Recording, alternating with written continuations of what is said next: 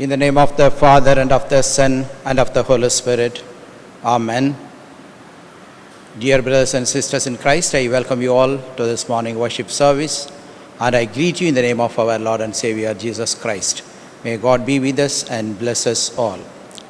Let us turn to page number 45 of the prayer book, page number 45. Let us worship God. God is Spirit, and those who worship Him must worship Him in spirit and in truth. Grace to you and peace from God our Father and the Lord Jesus Christ. This is the day which the Lord has made. Let us rejoice and be glad in it. O Lord, open thou our lips, and our mouth shall show forth thy praise. Glory be to the Father, and to the Son, and to the Holy Spirit, as it was in the beginning, is now, and ever shall be, world without end. Amen. Let us praise God by singing the hymn number 369 from the Book of Common Praise, hymn number 369, verses 1, 2, and 5. All people that on earth do dwell.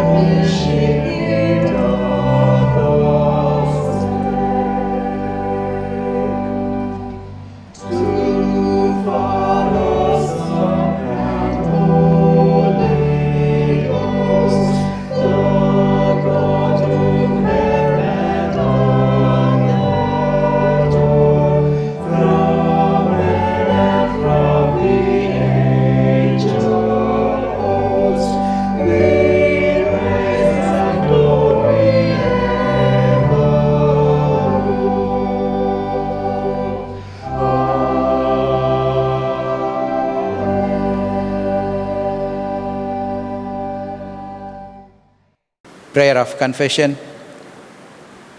If we say we have no sin, we deceive ourselves, and the truth is not in us. If we confess our sins, He is faithful and just, and will forgive our sins and cleanse us from all unrighteousness. I'll arise and go to my Father, and I'll say to Him, Father, I have sinned against heaven and before you. I am no longer worthy to be called your son. The kingdom of God is at hand. Repent and believe in the gospel. Let us kneel down and examine ourselves in silence.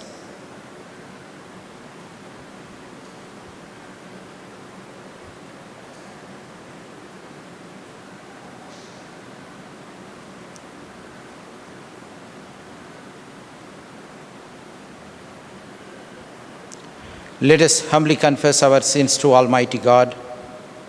O God, our Father, we have sinned against you in thought, word, and deed. We have not loved you with all our heart. We have not loved our neighbors as ourselves. Have mercy upon us. We ask you, cleanse us from our sins and help us to overcome our faults. Through Jesus Christ our Lord. Amen. May the Almighty and merciful Lord grant unto us pardon and remission of all our sins, time for amendment of life, and grace and comfort of the Holy Spirit. Amen. Please be seated. Let us listen to the scripture lessons. The first lesson will be read. Yeah. The first reading is taken from Jonah chapter 4 verses 1 to 11. Jonah 4, 1 to 11. But this was very displeasing to Jonah, and he became angry. He prayed to the Lord and said, "O Lord, is not this what I said while I was still in my own country? This is why I fled to Tarshish at the beginning. For I know that you are a gracious God and merciful, slow to anger and abounding in steadfast love, and ready to relent from punishing. And now, O Lord, please take my life from me, for it is better for me to die than to live." And the Lord said, "It is right for you to be angry." Then Jonah went out of the city and sat down east of the city and made a booth for himself. He sat under it in the shade, waiting to see what would become of the city. The Lord God appointed a bush and made it come up over Jonah to give shade over his head, to save him from his discomfort. So Jonah was very happy about the bush. But when the dawn came up the next day, God appointed a worm that attacked the bush so that it withered. When the sun rose, God prepared a sultry east wind, and the sun beat down on the head of Jonah so that he was faint and asked that he might die. He said, "It is better for me to die than to live." But God said to Jonah, "It is right for you to be angry about the bush." And he said, "Yes, angry enough to die." Then the Lord said, "You are concerned about the bush for which you did not labor and which you did not grow. It came into being in a night and perished in a night. And should I not be concerned about Nineveh, that great city in which there are more than 120,000 people who do not know their right hand from their left, and also many animals?" Here ends the reading of the Old Testament lesson. Praise be to you, God. Amen. The second lesson will be read. The epistle reading for today is taken from the Acts of Apostles, chapter 8, verses 26 to 40. Acts 8, beginning to read from verse 26. Then an angel of the Lord said to Philip, "Get up and go towards the south to the road that goes down from Jerusalem to Gaza." So he got up and went. Now there was an Ethiopian eunuch, a court official of the Candace, queen of the Ethiopians, in charge of her entire treasury. He had come to Jerusalem to worship and was returning home. Seated in his chariot, he was reading the prophet Isaiah. Then the Spirit said to Philip, "Go over to this chariot and join it." So Philip ran up to it and heard him reading the prophet Isaiah. He asked, "Do you understand what you're reading?" He replied, "How can I unless someone guides me?" And he invited Philip to get in and sit beside him. Now, the passage of the scripture that he was reading was this: "Like a sheep he was led to the slaughter, and like a lamb silent before its shearer, so he does not open his mouth. In his humiliation, justice was denied him. Who can describe his generation? For his life is taken away from the earth." The eunuch asked Philip, "About whom, may I ask you? Does the prophet say this about himself or about someone else?" Then Philip began to speak, and starting with the scripture, he proclaimed to him the good news about Jesus. As they were going along the road, they came to some water, and the eunuch said, "Look, here is water. What is to prevent me from being baptized?" He commanded the chariot to stop, and both of them, Philip and the eunuch, went down into the water, and Philip baptized him. When they came out of the water, the Spirit of the Lord snatched Philip away. The eunuch saw him no more, and went on his way rejoicing. But Philip found himself at Azotus, and as he was passing through the region, he proclaimed the good news to all the towns until he came to Caesarea. Here ends the Bible reading. Praise be to God. Let us all stand and listen to the gospel lesson. The gospel reading is taken from the book of St. Matthew, chapter 22, verses beginning from 1 to 14. Matthew chapter 22, verses beginning from 1 to 14. One more, Jesus spoke to them in parables, saying, "The kingdom of heaven may be compared to a king who gave a wedding banquet for his son. He sent his slaves to call those who had been invited to the wedding banquet, but they would not come. Again he sent other slaves, saying, 'Tell those who have been invited, look, I have prepared my dinner, my oxen and my fat cows have been slaughtered, and everything is ready. Come to the wedding banquet.' But they made light of it and went away, one to his farm, another to his business. While the rest seized his slaves, maltreated them, and killed them. The king was enraged. He sent his troops, destroyed those murderers, and burned the city. When he said to his slaves, 'The wedding is ready, but those invited were not worthy. Go therefore into the main street and invite everyone you find to the wedding banquet.' Those slaves went out into the street and gathered all whom they found, both good and bad. So the wedding hall was filled with guests. But when the king came in to see the guests, he noticed a man who was not wearing a wedding robe. And he said to him, 'Friend, how did you get in here without a wedding robe?' And he was speechless. Then the king said to the attendants, 'Bind him hand and foot, and throw him into the outer darkness, where there will be weeping, gnashing of teeth, for many are called, but few are chosen.'" Here ends the gospel reading. Thanks be to you, O God. Let us pray. Let the words of my mouth and the meditation of our hearts be acceptable to you, O Lord, our rock and our Redeemer. Amen. Friends, once again I greet you all in the name of our Lord and Savior, Jesus Christ. According to our diocesan lectionary, the theme given for our meditation today is plurality, common humanity, and faith sharing.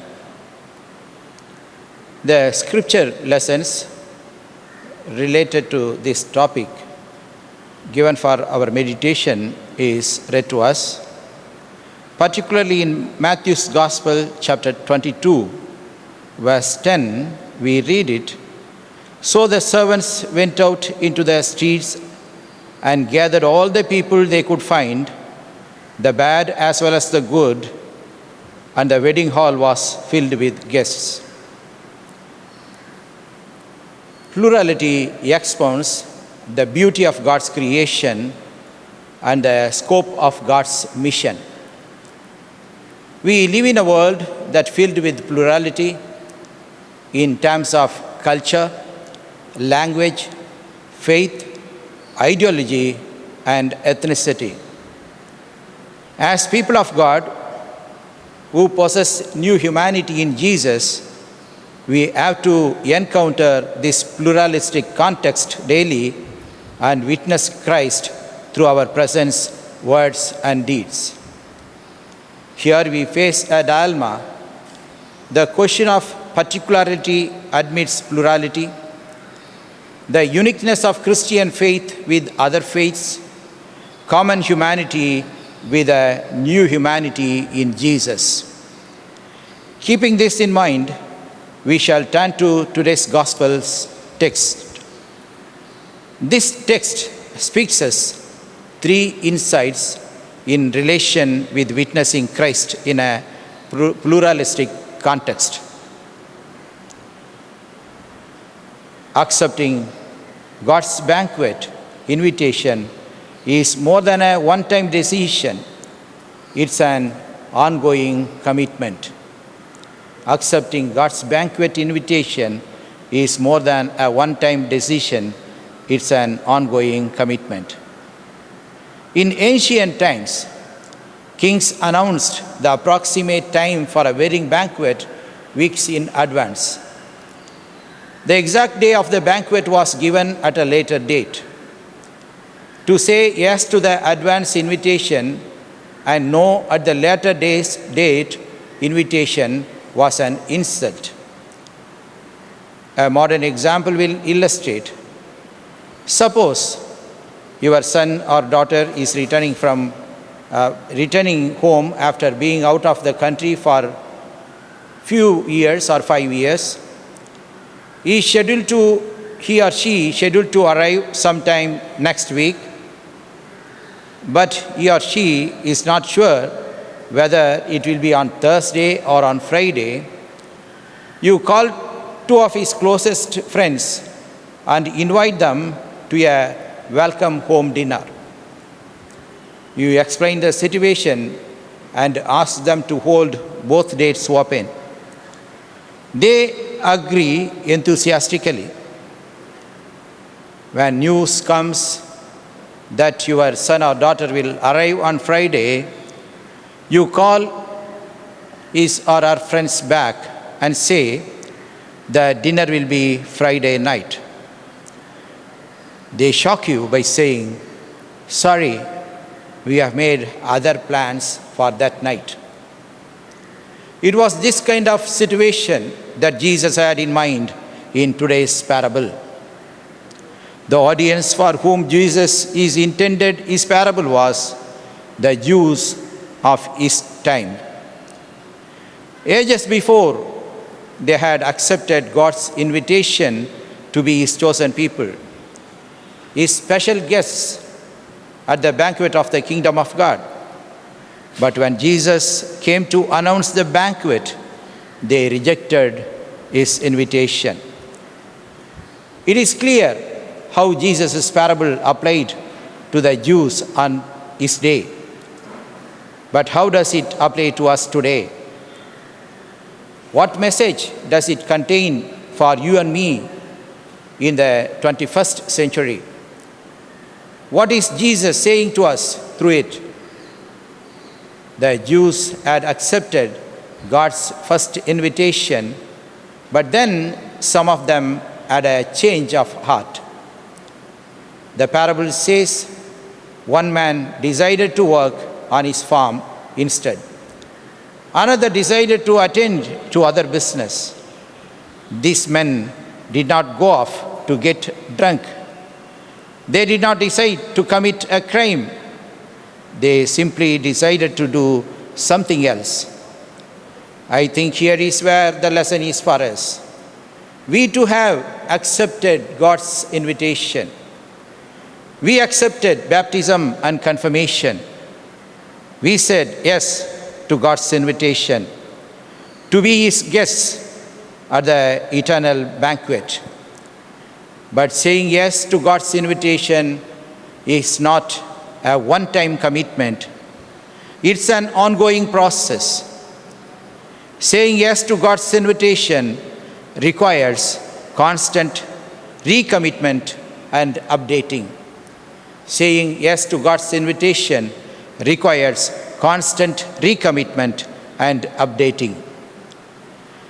It is so easy to get distracted by daily life and to forget about eternal life. It's so easy to fill ourselves with the junk food of this life and forget about the banquet of eternal life. Accepting God's invitation is not a matter of saying yes once and then forgetting all about it. It is like the I do of marriage vow. The I do is not the end of a process, but the beginning of one. Saying yes to God is like graduating from college. Graduation is not the end of one's learning, but the launching pad for further learning. Our commitment to God must grow too. If it doesn't, it can atrophy and die like an unused muscle. Take the word of God. Do we try to listen to it carefully and apply it to our daily life? Or do we listen to it, file it away in our mind, and forget all about it when we leave the church service? Some time ago, a minister told this story on himself. One night, he went over to the church to lock it up for the night. He found a boy asleep in the last pew. He woke the boy apologetically and told him he was going to lock up the church. The boy explained that he had no place to stay that night and was hoping to remain in the church. The minister said that he hoped the boy would understand, but he did not think that was a good idea. The minister then invited the boy into the church office while he called 2 refuge centers in town, trying to find a place for the boy to stay. Unfortunately, neither center had a vacancy that night. The minister apologized to the boy. The boy said he understood, shook hands with the minister. He disappeared into the night. When the minister returned home, he told his wife about the incident. She looked at him and said, "Why didn't you bring the boy home? He could have stayed in the guest bedroom."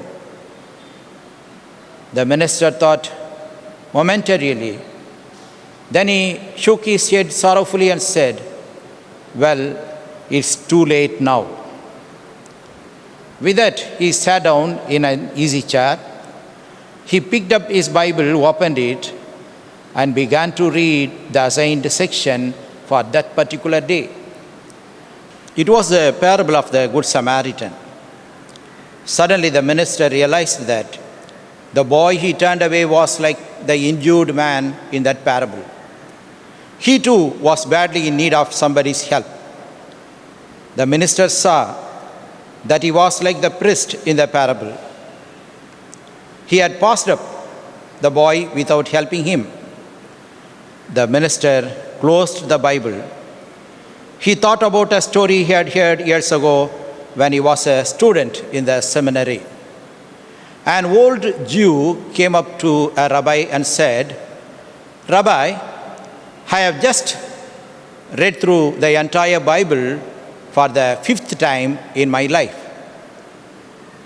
The rabbi looked at the old Jew and said, "The important thing, Abraham, is not how many times you have been through the Bible, but how many times the Bible had been through you." Friends, eternal God in His mercy has elected us to be His household, to extend His open invitation to the world to come in and enjoy the heavenly peace feast with Him. In the Old Testament and during Jesus' time, the servants are not merely considered as employees, but the household of the master. Christians are not labor force for Christ, rather His households. But these households are a responsible community to serve God's world, to enlarge His tent. St. John says, "For God so loved the world, He gave His begotten Son." God's primary concern is His world, not the church alone.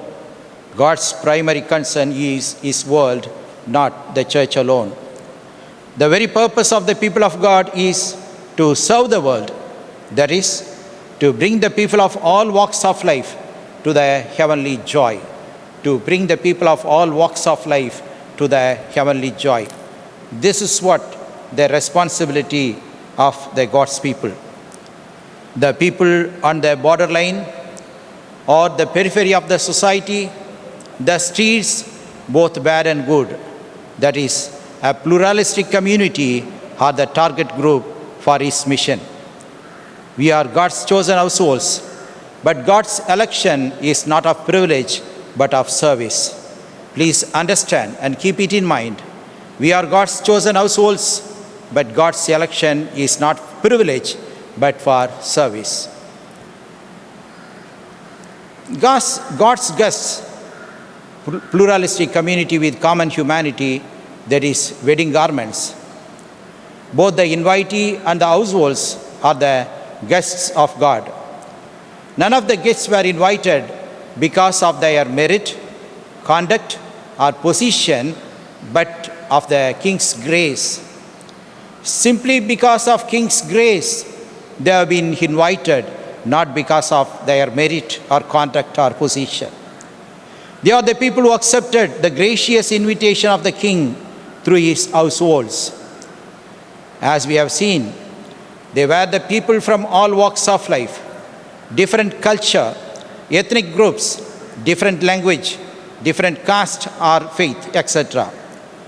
People from the periphery or margin, good or bad, a very pluralistic community. But they were made as a common humanity with the provision of wedding garment. The poor and the aliens may not own proper clothes for the banquet, but the King in his mercy has made the provision the wedding garment.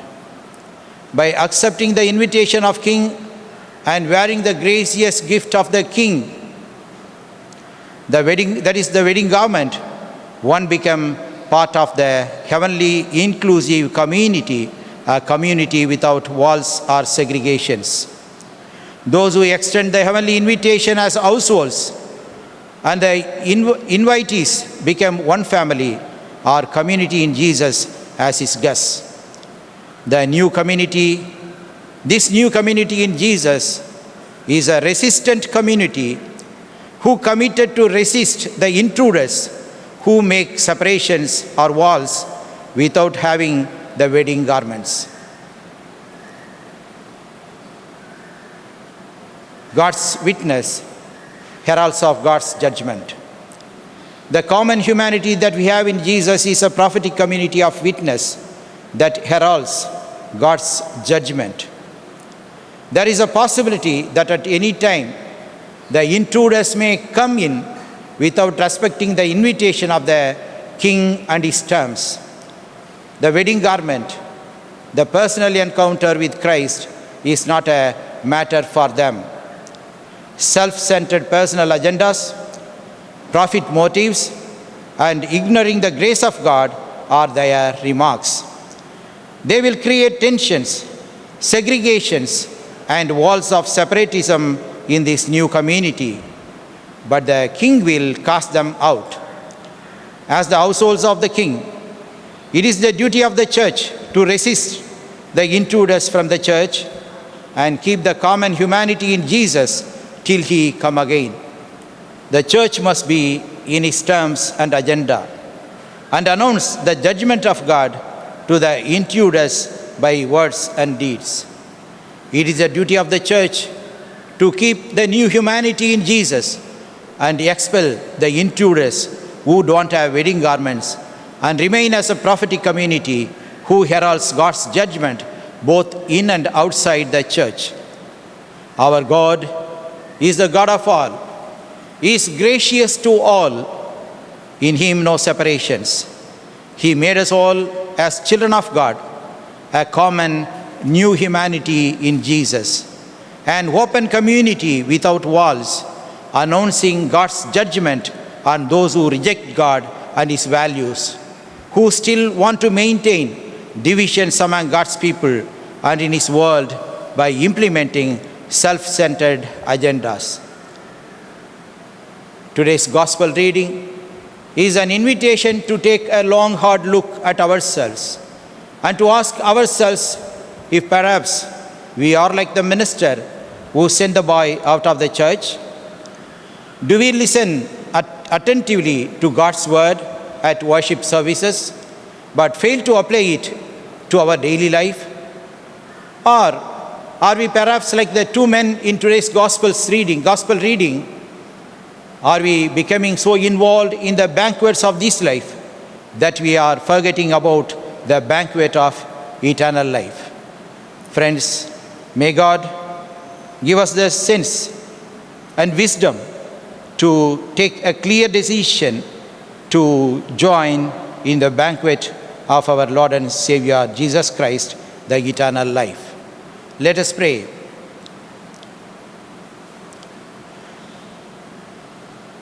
Lord, help us learn from the two men in today's parable. Like them, we too have accepted your invitation to the banquet of eternal life. Help us avoid making the same mistake they did. Keep us away from becoming so caught up with the affairs of this life that we forget about the eternal life. Amen. Let us all stand and affirm our faith through the Apostles' Creed. I believe in God, the Father Almighty, maker of heaven and earth, and in Jesus Christ, his only Son, our Lord, who was conceived by the Holy Spirit, born of the Virgin Mary, suffered under Pontius Pilate, was crucified, dead and buried. He descended into hell. The third day he rose again from the dead. He ascended into heaven and sitteth on the right hand of God the Father Almighty. From thence he shall come to judge the living and the dead. I believe in the Holy Spirit, the Holy Catholic Church, the communion of saints, the forgiveness of sins, the resurrection of the body, and the life everlasting. Amen. The Lord be with you. So with you. Let us pray. Lord, have mercy upon us. Christ, have mercy upon us. Lord, have mercy upon us. Our Father, who art in heaven, hallowed be thy name. Thy kingdom come. Thy will be done in earth as it is in heaven. Give us this day our daily bread, and forgive us our trespasses as we forgive them that trespass against us. And lead us not into temptation, but deliver us from evil. For thine is the kingdom, the power, and the glory, forever and ever. Amen. O Lord, show thy mercy upon us, and grant us thy salvation. O Lord, guide our rulers, and give them wisdom from above. Endue thy ministers with righteousness, and make thy chosen people joyful. O Lord, save thy people, and bless thine inheritance. Give peace in our time, O Lord, because there is none other that ruleth the world, but only thou, O God. O God, make clean our hearts within us, and take not thy Holy Spirit from us.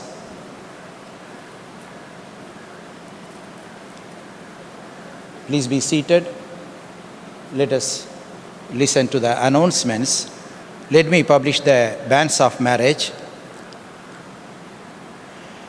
I published the banns of marriage between Merari, bachelor, son of Mr. Barnabas Maribal Balasingh, and Mrs. Malini Maribal, member of CSI Redeemer's Church, Annanagar, Diocese of Madras, and Yukti Roshini, spinster, daughter of Mr. Jacob Rajkumar, Mrs. Shobha Rajkumar, member of CSI St. George's Cathedral, Diocese of Madras. If any of you know cause or just impediment, why these two persons should not be joined together in holy matrimony, you ought to declare it in writing to me. This is the third time of asking. I published the banns of marriage between Gio Emmanuel Das, bachelor, son of Mr. K. Kopitas and Mrs. P. Emily Rebecca, member of CSI Church of Jesus Christ, Palavakam, Perungudi Pastate, Madras Diocese, and Angela David, spinster, daughter of Colonel David Devasahayam, Dr. Renuga David, member of CSI St. George's Cathedral, Diocese of Madras. If any of you know cause or just impediment, why these two persons should not be joined together in holy matrimony, you ought to declare it in writing to me. This is the second time of asking. I published the banns of marriage between C. Shefin Daniel, bachelor, son of Mr. D. Charles Jayasingh and Mrs. C. Sunita Susan, member of CSI St. Bartholomew's Church, Pammal Pastate, Diocese of Madras, and Leandra, spinster, daughter of Mr. J. Lawrence Swamidas and Mrs. L. Amuda Pearls, member of CSI St. George's Cathedral, Diocese of Madras. If any of you know cause or just impediment, why these two persons should not be joined together in holy matrimony, you are to declare it in writing to me. This is the second time of asking. I publish the banns of marriage between Ashwin Sundarraj, bachelor, son of Mr. D.C. Sundarraj and Mrs. Sarita Sundarraj, member of CSI St. George's Cathedral, Diocese of Madras, and Anne Cynthia Joseph, spinster, daughter of Mr. Joseph Reginald Isaac and Mrs. Rachel Joseph, member of CSI St. George's Cathedral, Diocese of Madras. If any of you know cause or just impediment, why these two persons should not be joined together in holy matrimony, you are to declare it in writing to me. This is the first time of asking. Friends, as congregation, we greet our brothers and sisters, all those who are celebrating their birthday as well as their wedding anniversary today and also following days of this week. I'll read out the names of our brothers and sisters, all those who are celebrating their birthday and also the wedding anniversary today and following days of this week. Birthday, 29th Sunday, Mrs. Daphne Henrietta, Mr. J.R.D. Rajkumar, Jemima Shobha Jodi, Mrs. Anna Matthew. On 30th Monday, Mr. Sterling James. On 31st Tuesday, Mrs. Valsa Bicherian, Mrs. Annie Vijayan, Augusta Grace Shanti, Mr. Azwin Cherian, Rebecca Theophilus, Natzina Juanita Francis, Mr. Daniel Alfred Viswasam, Right Reverend Dr. V. Devasahayam, Mrs. Shobha Rebecca Cecil, Mrs. Shobana Satish Pragal Singh, Mr. L. Samuel Bhaskaran. On 1st September, Wednesday, Sharon Vinita, Sangeeta Daniel, Navnita Daniel, Mr. Paul Sudhakar, Mr. John Matthew, L. Taran Daniel Paul, Esther Burby, Miss Rachel Ebenezer, Shilpa Grace Samuel. On Thursday, 2nd September, Mr. D. Polraj, Shobha Rajkumar, Deborah Hall, Mrs. A.J. Mata Marilyn, Ritika Sarah Jayaseelan, Stephen Lazarus Joseph, Mrs. Stella Abraham. On 3rd September, Friday, Dr. Rajan Santosham, Mrs. Christabel J. David, Mrs. Amrita Frederick, Emmanuel Vijay Kumar.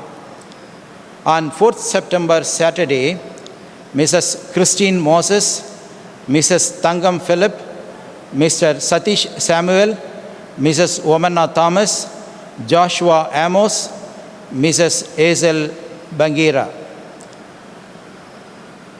People, those who are celebrating their wedding anniversaries, on 29th Sunday, Mrs. and Mr. R.D. Koil Pillai, Mrs. and Mr. Morgan Verghese Cherian.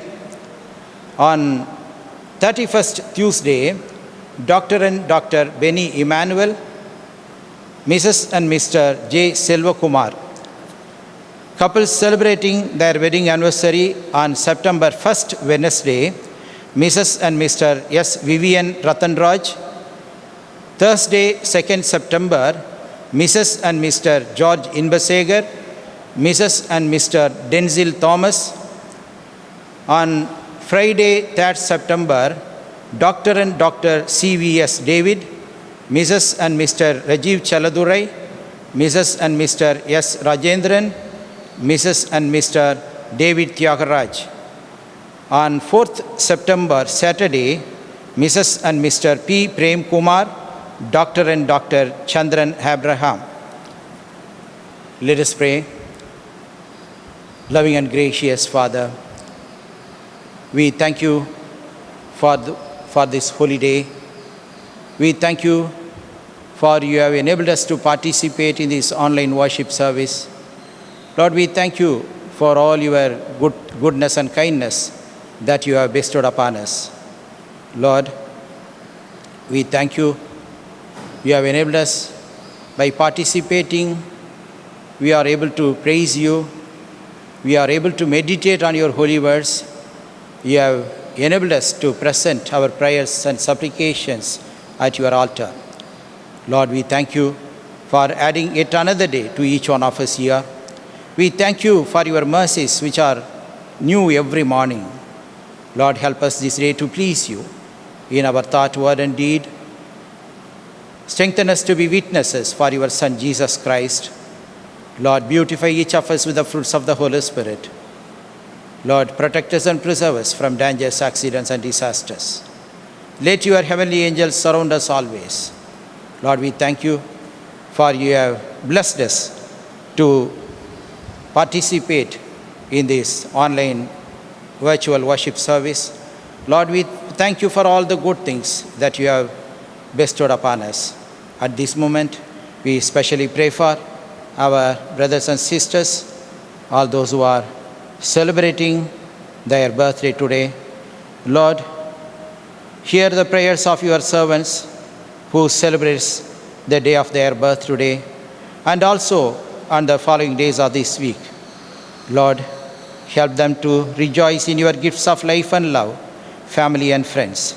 Lord, grant that they may grow in wisdom and grace and strengthen their trust in your goodness all the days of their life. Lord, bless them with your presence and surround them with your love that they may enjoy many happy years, all of them pleasing you. Lord, we thank you for you are fulfilling the purpose for which you have created them in this world. Lord, continue to be with them as they enter into a new year. Continue to bless them, guide them, and lead them in their life. Lord, we also pray for all those who are celebrating their wedding anniversary. Lord, we thank you for the grace and blessings you have given these couples during the past years of marriage. We celebrate and recall the day when they joined together as partners in life. And we thank you for being with them on their daily journey together through life's ups and downs. Father, increase their sense of belonging to each other. Just as Jesus says, for this reason, a man will leave his father and mother and be united to his wife, and the two will become one flesh. So they are no longer two, but one. Lord, we thank you that you have freely given them your presence, strength, help, and hope. We pray that they will continue to grow in their ability to work together for the good of each other, for the good of their family, and for the good of your church and the society. Lord, as they celebrate another year of togetherness, fill them with love, forgiveness, patience, and trust. Guide them with the light of your word. Increase their sense of companionship and friendship. Lord, surround them with good friends and neighbors. Protect their home. Care for their family. Provide for their needs. Guard their health. Lord, we also pray for all the members of our church. Lord, we bring all of them into your mighty hands for you to bless them, to grant them your guidance and counsel so that they may be able to lead their life with joy and happiness. Lord, we also specially bring before you the children, those who are going to get married. Lord, we thank you for you have formed them in their mother's womb and brought them into the world with your providence and guidance and blessings. Lord, we thank you for all that you have done in their lives until this moment. We thank you, Lord, for the good health and strength, joy and happiness, the good education, the job opportunities, for all that we are thankful to you, Lord.